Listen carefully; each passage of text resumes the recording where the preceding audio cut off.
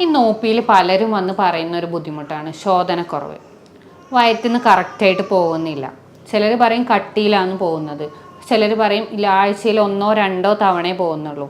അത് ചിലർക്ക് അതൊരു സ്ഥിരം ആയി, അപ്പോൾ അവരത് മൈൻഡാക്കുന്നില്ല.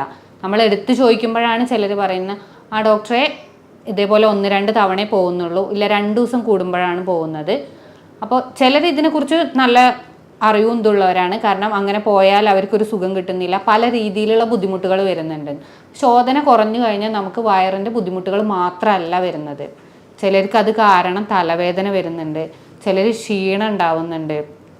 ഇപ്പോൾ അടുത്താണ് ഒരു പേഷ്യൻ്റ് പറഞ്ഞത്, അവർക്ക് നടുവേദന വരെ അത് കാരണം ഉണ്ടെന്ന് അവർക്ക് തോന്നുന്നു. കാരണം എന്താ വെച്ചാൽ ഇത് പോകുന്ന ദിവസങ്ങളിൽ അവർക്ക് ബുദ്ധിമുട്ടുകളില്ല, പോവാത്ത ദിവസങ്ങളിലാണ് നമുക്ക് ബുദ്ധിമുട്ടുള്ളത്. അപ്പോൾ ആ രീതിയിൽ പല രീതിയിൽ വയറ്റിന്ന് പോവാൻ നമുക്ക് പല രീതിയിൽ ബുദ്ധിമുട്ടുകൾ ഉണ്ടാവുന്നുണ്ട്.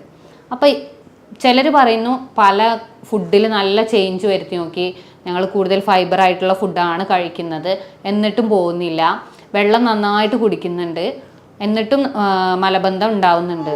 അപ്പോൾ ഈ മലബന്ധം എന്ന് പറയുന്നതിന് ഈ ഭക്ഷണം മാത്രമോ വെള്ളം മാത്രമോ കുടിച്ചുകൊണ്ട് മാത്രം നമ്മളത് ക്ലിയർ ആവില്ല.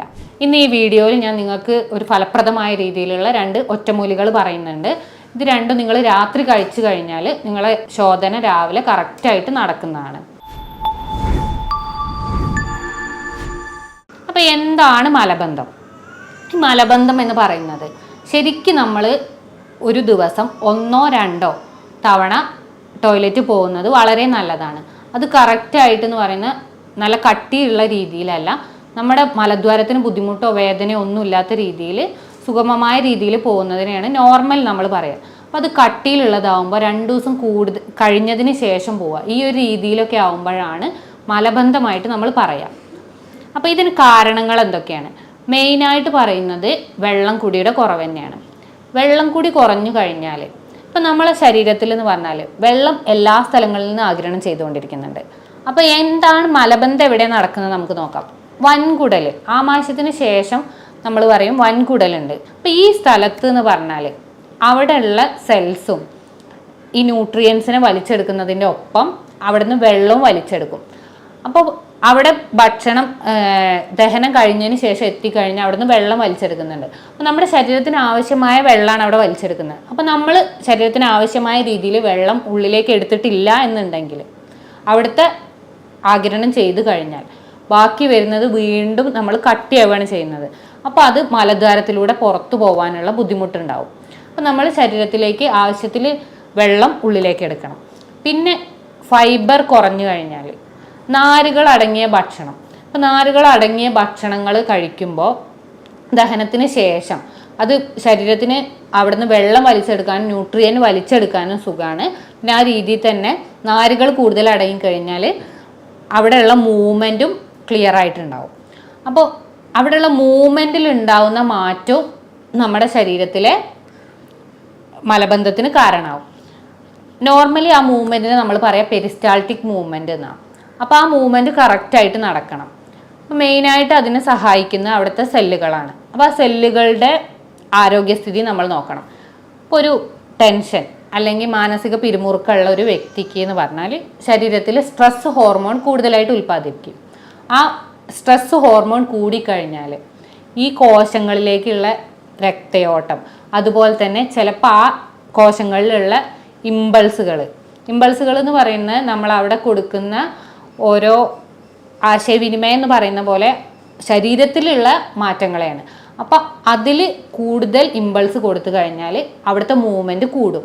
അല്ല, സ്ട്രെസ്സ് കൂടുന്നതിനനുസരിച്ച് ആ ഇമ്പൾസ് കുറയുകയാണെന്നുണ്ടെങ്കിൽ ഈ കോർട്ടിസോളിൻ്റെ ഉൽപ്പാദനം കൂടുമ്പോൾ നമ്മൾ അവിടുത്തെ ഇമ്പൾസ് കുറയുകയാണെന്നുണ്ടെങ്കിൽ അത് മലബന്ധത്തിനും കാരണമാവും.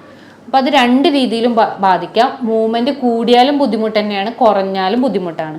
പിന്നെ നമ്മുടെ ശരീരത്തിൽ ടെൻഷൻ കൂടുമ്പോൾ നമ്മുടെ ടെൻഷനെയും ബ്രെയിനിനെയും അതുപോലെ തന്നെ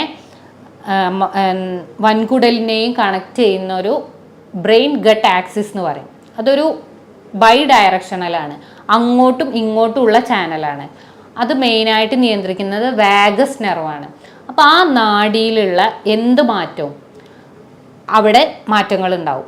അപ്പോൾ ചിലപ്പോൾ കൂടുതലായിട്ടുള്ള മാറ്റങ്ങളാവാം, മൂവ്മെൻറ്റ് കൂടും, ആ പെരിസ്റ്റാൾസിക് പെരിസ്റ്റാൾട്ടിക് മൂവ്മെൻറ്റ് കൂടാം, വൻകുടലിൻ്റെ ചലനശേഷി കൂടും കുറയും ചെയ്യാം. അപ്പം അതിനനുസരിച്ചൊക്കെ ശരീരത്തിൽ മാറ്റം ഉണ്ടാവും.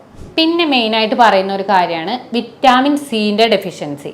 ഈ വിറ്റാമിൻ സി ശരീരത്തിൽ കുറഞ്ഞു കഴിഞ്ഞാൽ കൊളാജൻ എന്ന് പറയുന്നതിൻ്റെ പ്രൊഡക്ഷൻ കുറയും. ഇത് ഇൻറ്റസ്റ്റൈൻ്റെ വൻകുടലിൻ്റെ ഫങ്ഷനിങ്ങിന് മെയിനായിട്ട് വേണ്ട ഒരു സാധനമാണ് കൊളാജൻ. അപ്പോൾ ഈ കൊളാജൻ്റെ പ്രൊഡക്ഷൻ കുറഞ്ഞു കഴിഞ്ഞാൽ അതും മലബന്ധത്തിന് കാരണമാവും. അതേപോലെ തന്നെ വിറ്റാമിൻ സി കുറഞ്ഞു കഴിഞ്ഞാൽ വാട്ടർ ആഗിരണം ചെയ്യുന്നത് കൂടും. അത് കൂടിക്കഴിഞ്ഞാൽ നമ്മളെ മലത്തിൽ വെള്ളം കുറയുന്നതിനനുസരിച്ച് കട്ടിയാവുകയും അത് മലബന്ധത്തിലേക്ക് കാരണമാവുകയും ചെയ്യും. പിന്നെ മലബന്ധം എന്ന് പറഞ്ഞാൽ ഒരു ഒറ്റയ്ക്ക് മീൻസ് അതൊരു അസുഖം മാത്രമായിട്ട് നമ്മൾ കണക്കാക്കാൻ പാടില്ല. അതൊരു അസുഖത്തിൻ്റെ ഒരു ബൈ പ്രൊഡക്റ്റ് ആയിട്ടാണ് വരുന്നത്. ഇപ്പോൾ തൈറോയിഡിൻ്റെ പ്രവർത്തനം കുറഞ്ഞു കഴിഞ്ഞാൽ പ്രമേഹം ഉള്ളവർക്ക് ഈ ഒരു രീതിയിൽ ശരീരത്തിൽ എന്ത് മാറ്റങ്ങളുള്ളവർക്കും മലബന്ധം വരാം. പിന്നെ മെയിനായിട്ട് പറയുന്ന ഒരു റീസണാണ് നടുവേദന. നടുവേദന കാരണവും മലബന്ധം ഉണ്ടാവാം. നടുവേദന കാരണം എങ്ങനെ മലബന്ധം ഉണ്ടാകുന്നതെന്ന് ചോദിച്ചാൽ നമ്മുടെ സുഷുമ്ന നാഡിയിൽ എന്തെങ്കിലും ട്യൂമർ വന്നു കഴിഞ്ഞാൽ ആ ട്യൂമർ വന്നു കഴിഞ്ഞാൽ അതിന് ശേഷം അവിടുന്ന് അങ്ങോട്ടുള്ള എല്ലാ നാഡികൾക്കും അമർച്ച വന്നു. അതുപോലെ തന്നെ നമുക്ക് സെൻസേഷൻ കിട്ടില്ല. അപ്പോൾ ഇത് കാരണം നമ്മൾ മൂത്രത്തിൻ്റെ ബുദ്ധിമുട്ടുകളും ഉണ്ടാവും. അതേപോലെ തന്നെ മലദ്വാരത്തിൻ്റെ ഫങ്ഷനിങ്ങിലും കുറവുണ്ടാവും. അപ്പോൾ ആ ചലനശേഷി കുറഞ്ഞു കഴിഞ്ഞാൽ മലം കട്ടിയാവും ചെയ്യും. അവിടെ മലം കൂടുതലായിട്ട് നിൽക്കുകയാണ് ചെയ്യുക. അപ്പോൾ വീണ്ടും വെള്ളം വലിച്ചെടുക്കുമ്പോൾ അത് കട്ടിയായി പോവാതിരിക്കുകയും മലബന്ധം ഉണ്ടാവുകയും ചെയ്യും. അതുപോലെ തന്നെയാണ് കാൽസ്യക്കുറവ്. കാൽസ്യക്കുറവ് ഉണ്ടായി കഴിഞ്ഞാലും നമുക്ക് മലബന്ധം ഉണ്ടാവാം. പിന്നെ നമ്മൾ ശ്രദ്ധിക്കാത്തൊരു റീസണാണ് നമ്മൾ കറക്റ്റായിട്ട് സ്ഥിരമായിട്ട് ഒരേ ടൈമിൽ പോവുകയാണ്. അല്ല അപ്പോൾ 2-3 ദിവസങ്ങളിൽ നമ്മൾ സമയം തെറ്റി ഒരു 5-6 മണിക്കൂർ ലേറ്റായി മീൻസ് പോകണം എന്നുള്ള തോന്നൽ ഉണ്ടായിട്ട് നമ്മൾ പോയിട്ടില്ല എന്നുണ്ടെങ്കിൽ അപ്പം അത് വൻകുടലിൽ അല്ലെങ്കിൽ മലദ്വാരത്തിൻ്റെ അവിടെ മലം എത്തിയിട്ടുണ്ട്, പക്ഷെ നമ്മൾ പോകുന്നില്ല എന്നുണ്ടെങ്കിൽ വീണ്ടും അവിടെ നിന്ന് വെള്ളം വലിച്ചെടുത്തുകൊണ്ടേയിരിക്കുകയാണ്. ശരീരം ആഗിരണശേഷി കുറയ്ക്കില്ല, എവിടെയാണോ ഉള്ളത് അവിടെ നിന്ന് വെള്ളം വലിച്ചെടുത്തുകൊണ്ടേയിരിക്കും. അപ്പോൾ ഇത് വീണ്ടും കട്ടിയാവുകയാണ് ചെയ്യുന്നത്. അപ്പോൾ അത് പോകാനും ബുദ്ധിമുട്ടുകൾ ഉണ്ടാവും. ആ പോയി കഴിഞ്ഞ വേദന ബുദ്ധിമുട്ടുകൾ ആ രീതിയിൽ വരും. കാരണം അവിടെ ഫിഷർ വരാനും അതിൻ്റെ ഭാഗമായിട്ട് പല കോംപ്ലിക്കേഷൻസ് വരാനും കാരണമാവും. അപ്പോൾ ഈ ഒരു രീതിയിലാണ് മലബന്ധം ഉണ്ടാവുന്നത്. ഇനി ഇതെങ്ങനെ നമുക്ക് മെഡിസിൻസ് കൂടാതെ നിയന്ത്രിക്കാൻ ആദ്യം നോക്കാം. മലബന്ധം ഇല്ലാതാക്കാൻ വേണ്ടി നമ്മൾ മെയിനായിട്ട് ചെയ്യേണ്ടത് ഒരു കൃത്യമായ ടൈം. അപ്പോൾ നമ്മളെ ശരീരം എന്ന് പറയുന്നത് ഒരു ബയോളജിക്കൽ ക്ലോക്കാണ്. ഉറങ്ങാനും അതുപോലെ തന്നെ ഫുഡ് കഴിക്കാനും. അപ്പോൾ അതുപോലെ തന്നെ നമുക്കൊരു പ്രാധാന്യം അർഹിക്കുന്ന ഒരു കാര്യമാണ് ടോയ്ലറ്റ് പോവുക. അപ്പോൾ ഇത് കറക്റ്റ് ഒരു ടൈമിൽ ഫോളോ ചെയ്യാൻ നോക്കുക. ഇപ്പോൾ ഒരു 8 മണിയാണെന്നുണ്ടെങ്കിൽ ആ 8 മണിക്ക് തന്നെ സ്ഥിരമായിട്ട് പോകാൻ നോക്കുക. പോകണമെന്ന തോന്നൽ ഉണ്ടായി കഴിഞ്ഞാൽ ഒരു വിത്തിൻ 10 മിനിറ്റ്സ് ഇത് നിങ്ങളൊന്ന് സ്ഥിരമായിട്ട് ചെയ്ത് നോക്കൂ. നിങ്ങൾക്ക് എന്തായാലും ജീവിതത്തിൽ മലബന്ധം വരില്ല. കാരണം ആ ഒരു ടെൻഡൻസി വന്നു കഴിഞ്ഞാൽ വീണ്ടും നമ്മൾ പിടിച്ചു നിൽക്കുമ്പോൾ മാത്രമാണ് അവിടുന്ന് വെള്ളം വലിച്ചെടുക്കുമ്പോൾ ബുദ്ധിമുട്ടുണ്ടാകുന്നത്. അപ്പോൾ കറക്റ്റായിട്ട് ഒരു ടൈം ഫോളോ ചെയ്യാൻ നോക്കുക. പിന്നെ പറയുന്നത് നമ്മൾ വെള്ളം കുടിക്കുക. വെള്ളം ധാരാളമായിട്ട് കുടിക്കാൻ നോക്കുക.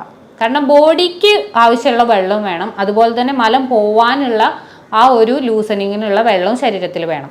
അപ്പോൾ നന്നായിട്ട് ഡെയിലി വെള്ളം കുടിക്കാൻ നോക്കുക. പിന്നെ വിറ്റാമിൻ സി റിച്ച് ആയിട്ടുള്ള ഫുഡ്, നാരങ്ങ, ഓറഞ്ച്, ബ്രോക്കോളി ഇതുപോലത്തെ ഫുഡുകൾ നമ്മൾ ഡെയിലി ഭക്ഷണത്തിൽ ഉൾപ്പെടുത്താൻ നോക്കുക. പിന്നെ പറയുന്നത് ഇൻസോലബിൾ ഫൈബറും സോലബിൾ ഫൈബറും നമ്മൾ കഴിക്കണം. ഓട്സ്, ബാർലി ഇത് നമ്മൾ ഡെയിലി ഫുഡിൽ ഉൾപ്പെടുത്തുക. അത് രാത്രിയാണെന്നുണ്ടെങ്കിൽ രാത്രി അല്ല, നിങ്ങൾക്ക് പറ്റുന്ന സൗകര്യം പോലെ രാത്രിയാണ് ഏറ്റവും നല്ലത്. അതുപോലെ തന്നെ തവിടുള്ള അരി കഴിക്കാൻ നോക്കുക. സാധാ ചോറിന് പകരം നമ്മൾ തവിടുള്ള ആ തവിടും ഒരു ലാക്സേറ്റീവ് പോലെ നമുക്ക് പ്രവർത്തിക്കും. ഈ മലം പോകുന്നതിനൊരു സഹായകരമാവും. അപ്പോൾ അതുകൊണ്ട് തവിടുള്ള അരി കഴിക്കാൻ നോക്കുക. അതുപോലെ തന്നെ ഗോതമ്പ് കൂടുതലായിട്ട് കഴിക്കാൻ നോക്കുക. പിന്നെ നമ്മൾ ഇപ്പോൾ ടോയ്ലറ്റിൽ ഇരിക്കുന്ന സമയത്ത് നമ്മുടെ കാൽമുട്ടുകൾ നമ്മുടെ അരക്കെട്ടിന് ഒന്ന് അരക്കെട്ടിനേക്കാൾ ഒന്ന് ഒരു ചെറുതായിട്ട് ഉയർന്ന രീതിയിൽ ഇരിക്കാൻ നോക്കുക. അതിനു വേണ്ടി നമ്മൾ ചെയ്യേണ്ടത് നമ്മളെ മടമ്പ് ജസ്റ്റ് ഒന്ന് പൊന്തിച്ചാൽ മതി. ഈ രീതിയിൽ ഇരുന്ന് കഴിഞ്ഞാൽ നമ്മുടെ വൻകുടലും അതേപോലെ തന്നെ സ്പൈനൊക്കെ നേരെ രീതിയിൽ വരുന്നതുകൊണ്ട് ആ മൂവ്മെൻറ്റ് ചലനശേഷി കൂടുന്നത് കാരണം മലം പെട്ടെന്ന് പോവാൻ നമുക്ക് സഹായകമാവും. പിന്നെ നമ്മൾ ചെയ്യേണ്ട ഇത്രയും ചെയ്തിട്ടും നിങ്ങൾക്ക് ബുദ്ധിമുട്ടുകൾ ഉണ്ടെന്നുണ്ടെങ്കിൽ നമ്മൾ 2 ഒറ്റമൂലികൾ പറയുന്നുണ്ട്. ഇത് ഡെയിലി വൈകുന്നേരം മീൻസ് രാത്രി ഫുഡ് കഴിച്ചതിന് ശേഷം നിങ്ങൾ കഴിക്കുക. ആദ്യത്തേന്ന് പറയുന്നത് ഒരു കട്ടൻ കാപ്പി, നല്ല സ്ട്രോങ് ആയിട്ട് പഞ്ചസാര കംപ്ലീറ്റ് ഒഴിവാക്കിയതിന് ശേഷം സാധാ ഒരു ചുടുവെള്ളത്തിൽ കാപ്പിപ്പൊടി ഇട്ടിട്ട് ഒരു കട്ടൻ കാപ്പി ഉണ്ടാക്കുക. കട്ടൻ കാപ്പി ഉണ്ടാക്കിയതിന് ശേഷം അതിൽ 2 സ്പൂണ് ഒലീവ് ഓയിൽ, കൂടുതലായിട്ട് എടുക്കണ്ട, കാരണം അത് പിന്നീട് ചിലപ്പോൾ വയറിളക്കത്തിന് കാരണമാവും. അപ്പോൾ 2 സ്പൂൺ ഒലീവ് ഓയിൽ എടുക്കുക. എന്നിട്ട് അത് രാത്രി കഴിച്ചതിന് ശേഷം കിടക്കുക. രാവിലെ നിങ്ങൾക്ക് സുഗമമായ രീതിയിൽ മോശം പോവും. പിന്നെ വേറൊന്ന് പറയുന്നത്, സാധാ പാല് അല്ലെങ്കിൽ വെള്ളത്തിലും കുടിക്കുക. പാല് രാത്രി ഒരു ഗ്ലാസ് എടുത്തതിന് ശേഷം അതിൽ 1 സ്പൂൺ കാസ്റ്റർ ഓയിൽ. നോർമലി എല്ലാവർക്കും അറിയുന്നതാണ്. ആവണക്കിൻ്റെ എണ്ണ പഴയ ആൾക്കാരൊക്കെ സ്ഥിരമായിട്ട് അത് ഉപയോഗിക്കുന്നത് കണ്ടിട്ടുണ്ടാവും. പക്ഷേ ഇന്നത്തെ രീതിയിൽ നമുക്കത് എന്താണ് ഏതാണെന്ന് അറിയില്ല. അപ്പോൾ ആവണക്കിൻ്റെ എണ്ണ ഈ പാലിൽ ഒഴിച്ചതിന് ശേഷം ഡയറക്റ്റായിട്ട് കഴിക്കുക. കൂടുതലായിട്ട് കഴിക്കേണ്ട. ഈ ഒരു ഗ്ലാസ്സിൽ 1 സ്പൂൺ എന്ന രീതിയിൽ കഴിക്കുക. ഇത് സ്ഥിരമായിട്ട് ഒരാഴ്ച ചെയ്യുമ്പോൾ, ഒരു ദിവസം ചെയ്യുമ്പോൾ തന്നെ നിങ്ങൾക്ക് മാറ്റങ്ങൾ മനസ്സിലാവും. പിന്നെ അത് ഒരാഴ്ച കണ്ടിന്യൂ ചെയ്യുകയാണെന്നുണ്ടെങ്കിൽ നിങ്ങൾക്ക് മലബന്ധം കൺട്രോൾ ചെയ്ത് പോവാവുന്നതാണ്. പിന്നെ ഡെയിലി രാവിലെ എണീച്ച ശേഷം നിങ്ങളൊരു അധിക ചൂടിലല്ല, ഒരു മൈൽഡ് ചൂടിൽ ഇളം ചൂടുവെള്ളം 2 ഗ്ലാസ് ഡെയിലി എല്ലാവരും കുടിക്കാൻ നോക്കുക.